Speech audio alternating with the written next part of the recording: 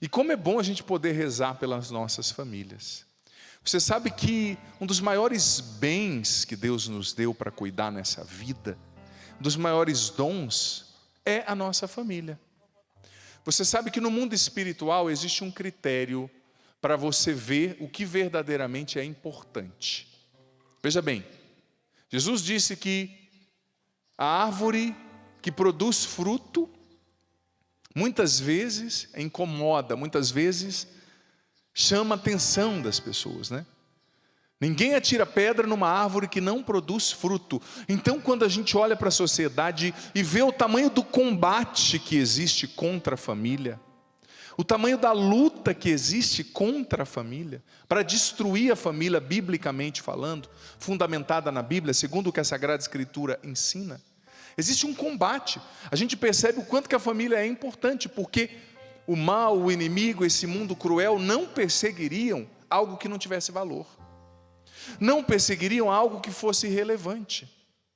Deus deseja que nós lutemos pelas nossas famílias. Você aqui, você em casa. Deus deseja que você lute pela sua família. Ai, padre, mas minha família é difícil. Olha, não existe família no mundo que não tenha dificuldade. Infelizmente nós, na nossa sociedade, nós vivemos sob o influxo de muitos mitos, né? É o mito da criança angelical, né? Chega um bebezinho, todo mundo ri. Ah, é um anjinho, né? Mas vai o pai e a mãe no dia a dia, né? A hora que pega os 2, 3 anos, a criancinha fica abusada, desobedece o pai, joga as coisas na cabeça da outra criança. Ou seja, é um ser humano em formação, não é um anjo. A sua esposa não é um anjo. É, padre, já descobri, já vi. Sobretudo quando acorda, paga aquele cabelo, aquele tamanho, parece mais uma leoa, né? As famílias da gente são imperfeitas, nós somos imperfeitos, nós temos defeitos. O seu marido tem defeitos, a sua esposa tem defeitos, os seus filhos são pessoas normais. Nós somos fracos, nós somos frágeis, mas isso não anula a beleza da família. Isso não anula o projeto de Deus que é a família. A família é um grande projeto de Deus. A família é a célula máter, a célula mãe da sociedade. A família, se você destrói a família, você destrói tudo. É isso que os neomarxistas tentavam fazer, depois da queda da cortina de ferro, depois que o comunismo faliu, ruiu em muitos lugares, chegaram a essa conclusão: olha, nós não vamos destruir esse sistema enquanto nós não destruirmos os valores cristãos, judaico-cristãos, enquanto nós não destruirmos a família. E olha, eu digo para você, nós estamos numa batalha tremenda. E tem muito jovem por aí que vê videozinho na internet, me perdoe, ou que foi instrumentalizado por uma educação ideológica nas escolas. Nas escolas se ensina tudo. Quer se ensinar as crianças com 6 anos sobre coisas da vida sexual. Quem tem que ensinar sobre sexualidade é pai e mãe, não é a escola não. É o pai e a mãe que tem que ensinar. Mas é uma manipulação, sabe? É uma manipulação. E veja bem, isso aqui atenta contra a liberdade constitucional que você tem.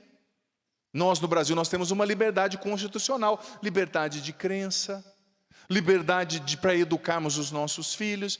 Agora você vê que às vezes o pai e a mãe acreditam numa coisa, tem valores, mas a criança vai para a escola e começa uma lavagem cerebral, totalmente contrário ao que o pai e a mãe ensinam, e o pai e a mãe têm que aceitar. Sabe, a gente precisa entender que a família é sagrada, mas nós estamos debaixo de um combate. Nós estamos travando uma guerra. Esses dias eu fui à tarde, eu estava num dia livre, um dia de folga, padre também tem folga, viu? Não é no domingo, que é o dia que a gente mais trabalha, mas geralmente na semana a gente tem um dia de folga. E eu fui com o padre ao shopping, e lá ele falou: padre, vamos comigo ao cinema? Eu falei: vamos sim. Era 4h30, 5 da tarde. Gente, o filme, eu fiquei admirado. E você sabe o que é cruel? Que o adolescente, o jovenzinho, ele não vai ter os mesmos conceitos, o mesmo instrumental cognitivo e conceitual de um adulto para julgar a realidade. Por quê? Porque o cérebro dele ainda está em formação, né? Mas, em primeiro lugar, esse filme era um filme de super-herói. O grande vilão desse filme era Deus. O Deus lá do filme, sabe? Quem entende a metáfora já percebe. E todo mundo que seguia o Deus nesse filme era fundamentalista, era ruim, queria matar os outros, não prestava. E os super-heróis, o modelo dos super-heróis, eu não vou nem entrar em detalhe, mas você já está me entendendo, eram totalmente o contrário do que a Bíblia ensina. O modelo de família era totalmente contrário do que a Bíblia ensina. Sabe? E as pessoas falam, não, padre, mas a gente tem que abrir a cabeça. Será que nós somos tão inteligentes assim? Por que há 10 anos ninguém pensava isso e hoje todo mundo está pensando que tem que ser assim? Será que a mídia, as séries, a internet não está manipulando eu e você e fazendo a gente pensar o que eles querem que a gente pense, e a gente ainda está assumindo, brigando por isso e achando que somos inteligentes? Existe uma luta, uma manipulação. Tudo bem, se eles querem acreditar nisso, acreditem, mas não manipulem as nossas crianças. Isso é desonesto. A criança precisa escolher, e quem tem que educar sobre valores é o pai e a mãe. Só que o pai e a mãe, depois que inventaram o celular ainda, né? Que é um aparelho fantástico, mas que muitas vezes é mal, é subutilizado, é utilizado para trazer tanta coisa para a cabeça do jovem. Sabe? E eu não estou menosprezando você, viu, jovenzinho, adolescente que está aqui, a sua capacidade de raciocínio, não. Sei que você é inteligente, só que existem coisas, filho e filha, que você ainda não consegue perceber, porque você é muito jovenzinho, sabe? E você, o jovem, ele tem essa coisa de assumir, não falar o que é isso.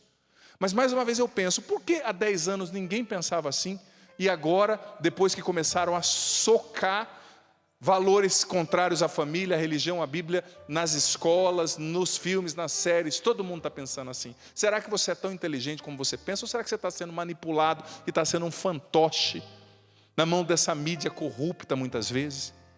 Sabe? Que só quer falar coisas que não... Parece que tem canais de televisão que existem para falar o contrário do que está escrito na Bíblia. Ou será que Deus está errado? Ou será que Deus se equivocou? E a gente tem que servir a esses pseudo-deuses aí desses canais que vão morrer daqui a 10, 20 anos. Eu quero seguir um rei que não morre, que é Jesus Cristo, que ressuscitou. Agora, quem quer aplauso desse mundo, fica seguindo essas ideologiazinhas aí, vazias. Gente, quando eu vi aquele filme, o modelo de família que o filme apresentava, eu sou um adulto, sabe? Dei as minhas cabeçadas na vida, sobretudo na adolescência, e por isso que eu tenho autoridade para falar, viu? Você que é jovenzinho, o que esse padre sabe da vida? Eu infelizmente com 11 anos comecei a usar droga, 11 anos de idade, na minha cidade na época. Já contei meu testemunho várias vezes, por causa de amizade, por causa de música que eu ouvia, comecei a ouvir rock satânico, achava que sabia tudo. Porque assim, o adolescente o jovem, ele acha que ele sabe tudo, né? Não os que estão aqui, claro. Coçou minha garganta, de outros lugares, assim, de outros estados. Não é verdade, pais e mães? Sim ou não? Sei, né? Ai, padre, você está me entendendo. A mãe está suspirando. Alguém que entende o que eu estou passando. Comecei a usar droga com 11 para 12 anos. Era grandão, já sempre fui alto, né? Andava com o pessoal mais velho. Comecei a ouvir rock satânico e achava que sabia tudo. Só que o que acontece? Eu fui experimentar, só que o vício não perdoa. Com 12 para 13 anos eu já estava viciado. Com 12 anos comecei a cheirar cocaína. Depois comecei a beber de tudo que você imaginar. Usei tudo quanto é tipo de droga. Estou falando da minha história.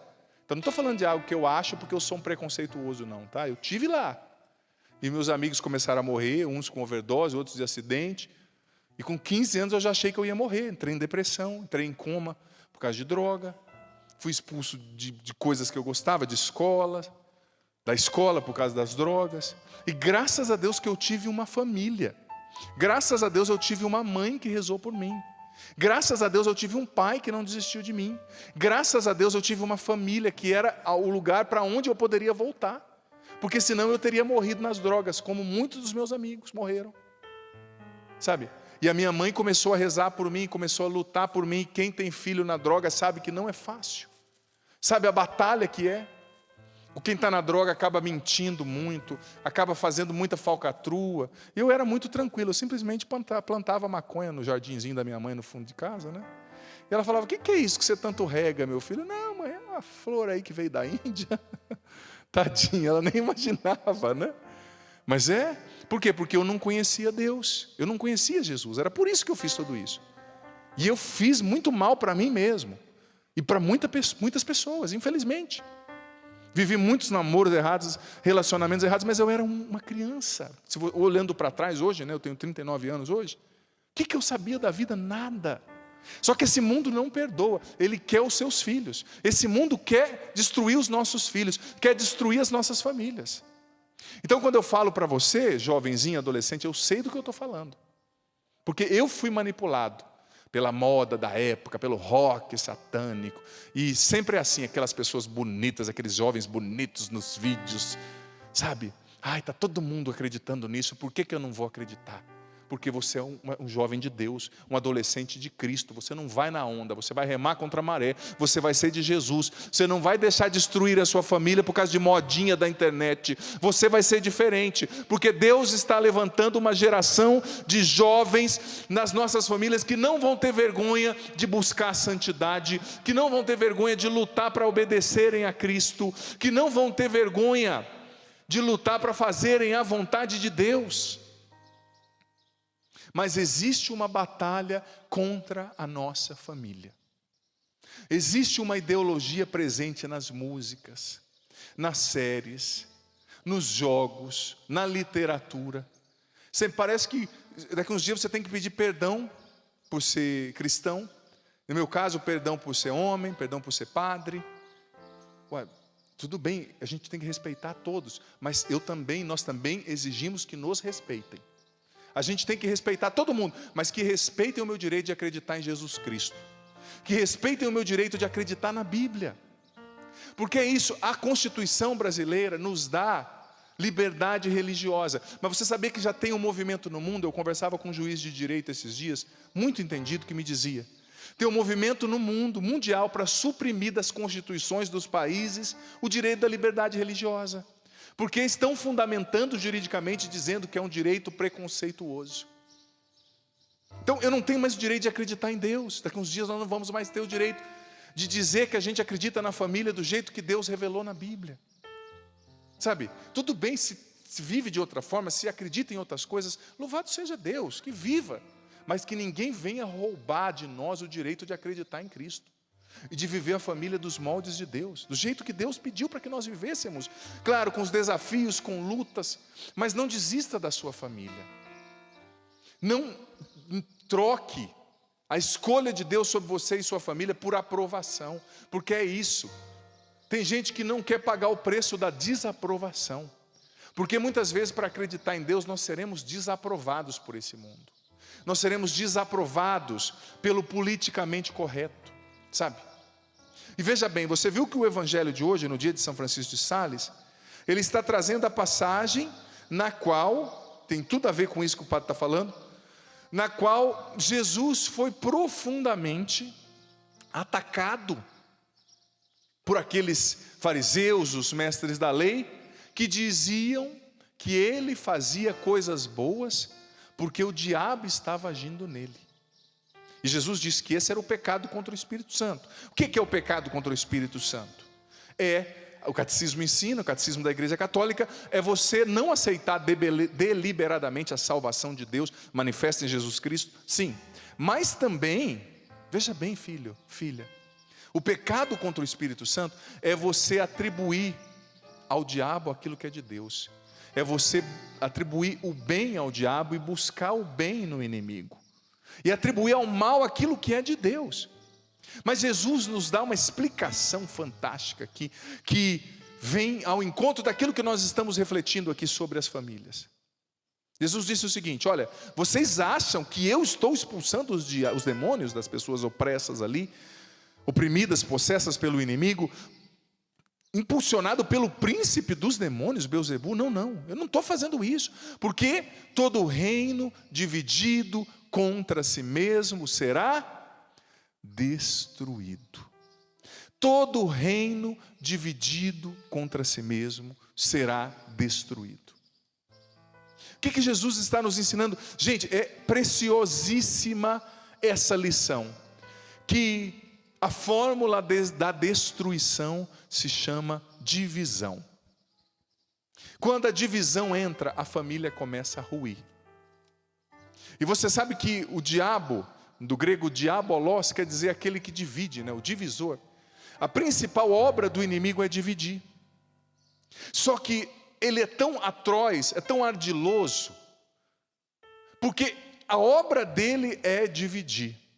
Mas o mal se une para ser eficaz, para trabalhar em bloco e para destruir o bem, para destruir as pessoas.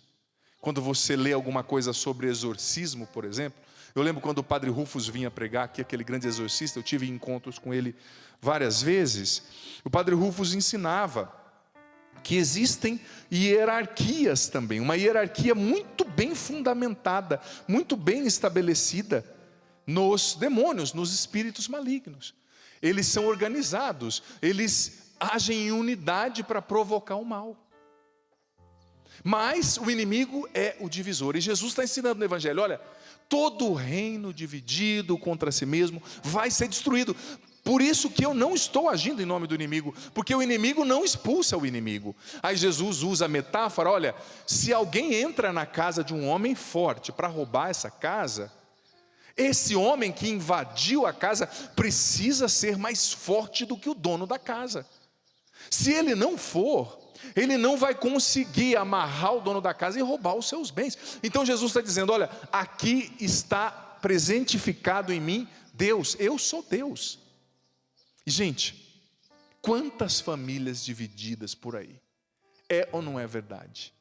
Quantas pessoas divididas?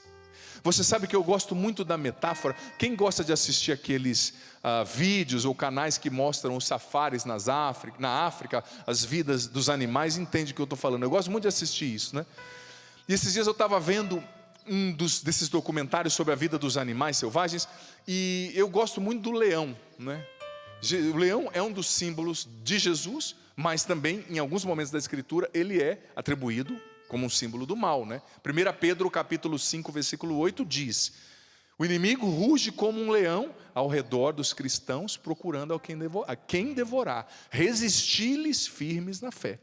E você sabe que o leão, ele é um animal, além de muito forte, muito robusto, muito bonito, né? A gente brinca quando a pessoa está com o cabelo desarrumado, fala, parece uma juba, né? Mas a juba do leão parece que ele faz chapinha todo dia cedo, né? É ajeitadinha, né? Você já viu um leão?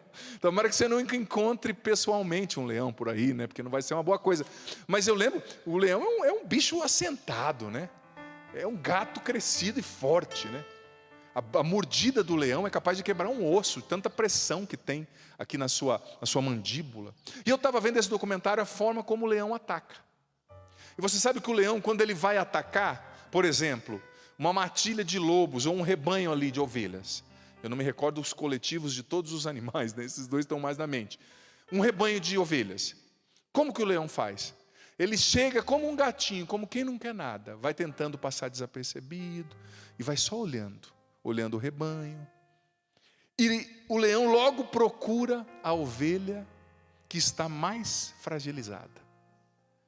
Aquele vê que está mancando, ou aquele vê que é mais sem noção, mais assim esquecida. Todo grupo humano ou de animal tem uma pessoa que é mais voada, é ou não é, né?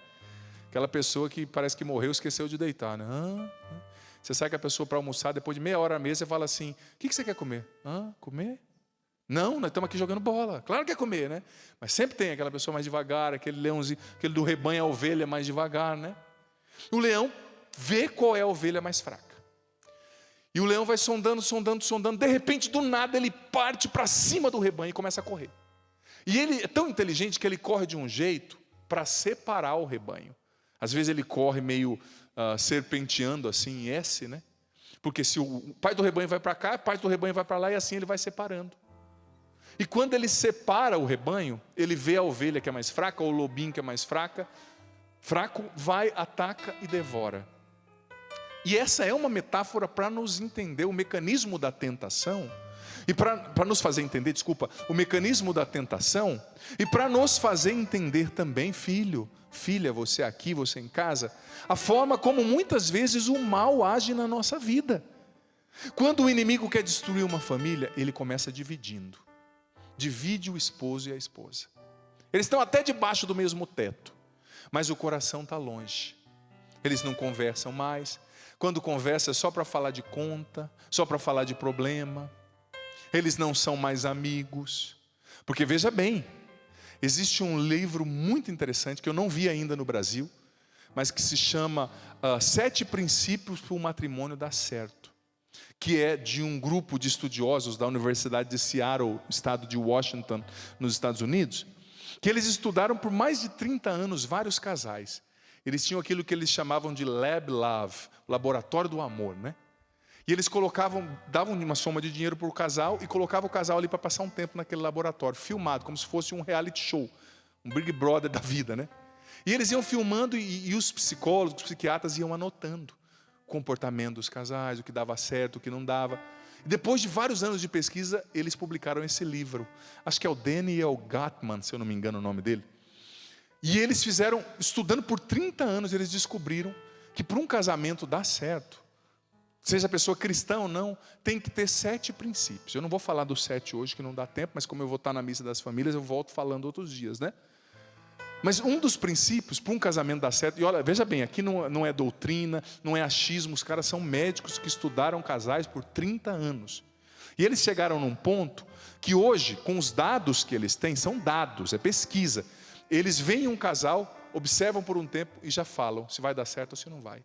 E eles têm a margem de acerto de 92% a 96% do que eles predizem. Não é predizem pensando positivo, não, eles têm dados.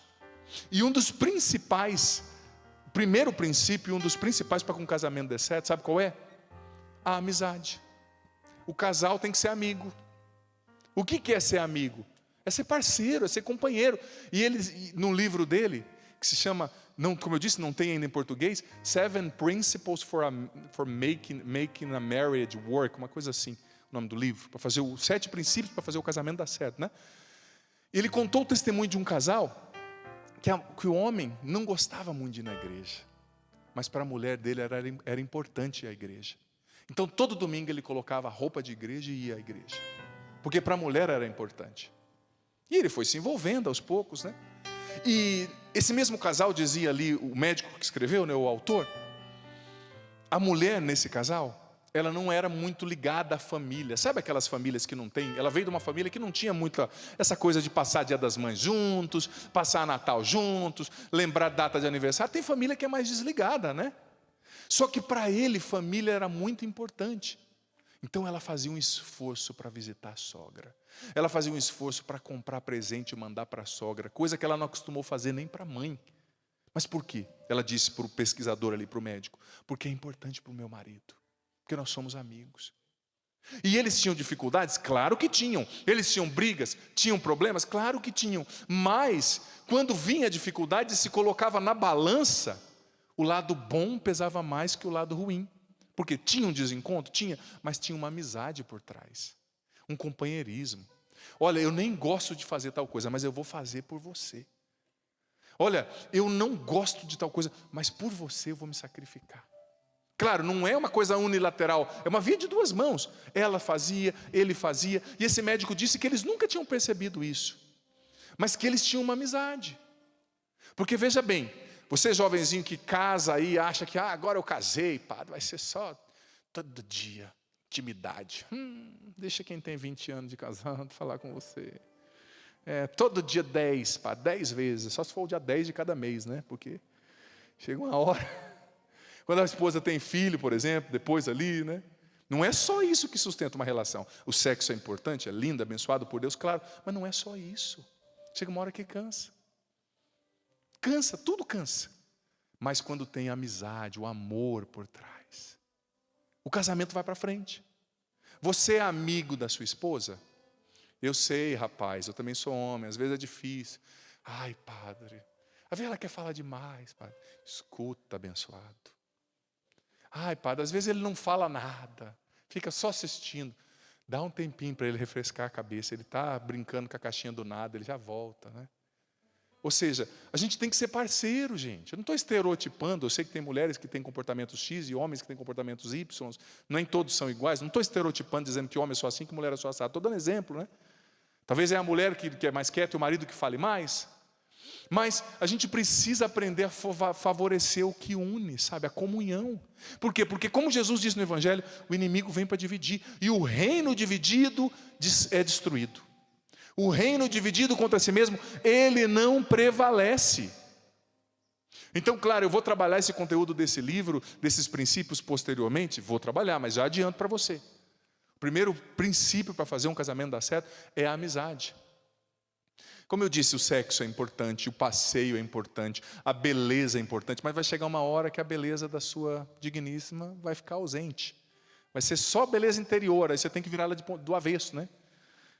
Vai ser uma hora que a beleza do seu digníssimo vai ser difícil de encontrar. Mas não é só isso. Claro, beleza que eu quero dizer assim, no sentido de juventude, né? Vai ficar uma senhora muito bonita, que nem as que estão aqui, um senhor muito bonito, que nem os que estão aqui. Mas é diferente. Mas se tem amizade, se tem, sabe, essa cola que une. Marido e mulher precisa conversar.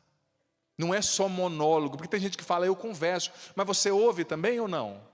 É preciso ouvir o seu esposo, ouvir a sua esposa. É tão triste, gente, que nós como padres, às vezes eu escuto pessoas que chegam em mim e falam, padre, minha mulher me abandonou. Mas hoje eu vejo que fazia 20 anos que ela vinha falando para eu mudar tal coisa, eu não mudei. Mas meu amigo, não era tão mais fácil você dar atenção para ela antes? Você vai esperar perder tudo para acordar, para valorizar? Às vezes o inimigo está dividindo o seu casamento. Tem diferença? Tem diferença, graças a Deus. Pensamos diferentes, você tem que ter autonomia numa relação, não pode ser um fantoche, claro, tem que saber se impor em algum momento, mas gente, não dá para ganhar sempre. Às vezes nós temos que dar um passo para trás, para dar 5 para frente depois. Quem não sabe perder, perde sempre, sabe? É preciso saber perder. O inimigo está destruindo as famílias, dividindo, pai e filho, filho e pai. Ai padre, eu não aguento mais o meu pai, ele me cobra muito, ele é muito retrógrado. Se ele te cobra é porque ele te ama, sabe? Eu fico imaginando, eu sou padre, mas com essa minha história que eu te contei, que graças a Deus Jesus me libertou através da oração da minha mãe, eu venci as drogas, vim para Deus, encontrei uma vocação linda, sou muito feliz. Mas se eu não fosse sacerdote e fosse pai, tendo vivido tudo que eu vivi, com certeza, não que eu seria super protetor, eu pediria a Deus sabedoria, mas com certeza eu tentaria poupar a minha filha, ou meu filho, se eu fosse pai, de viver o que eu vivi, porque eu estive nas drogas, eu perdi amigos, eu quase morri. Você acha que eu quereria que a minha filha vivesse isso? Claro que não. Então, se o teu pai está te blindando, é porque ele está vendo coisas que você não vê. Confia no amor do seu pai. Ele não quer te roubar a sua liberdade.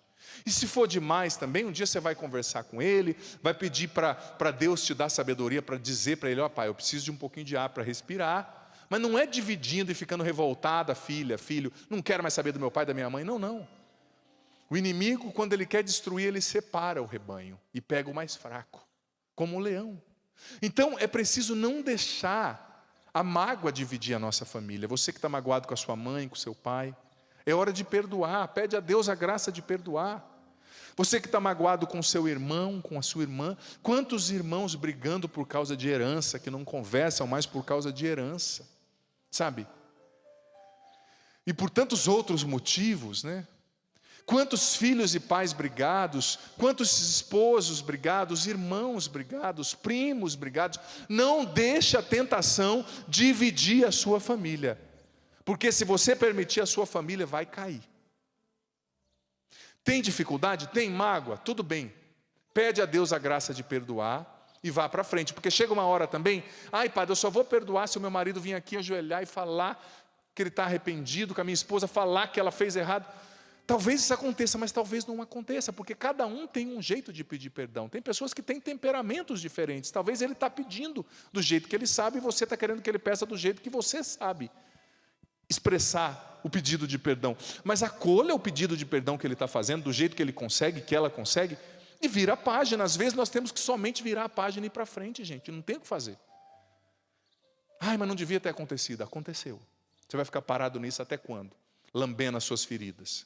Ai, mas não devia ter traído, mas traiu. E aí? Vai deixar essa traição ser definitiva e destruir a sua família? Não.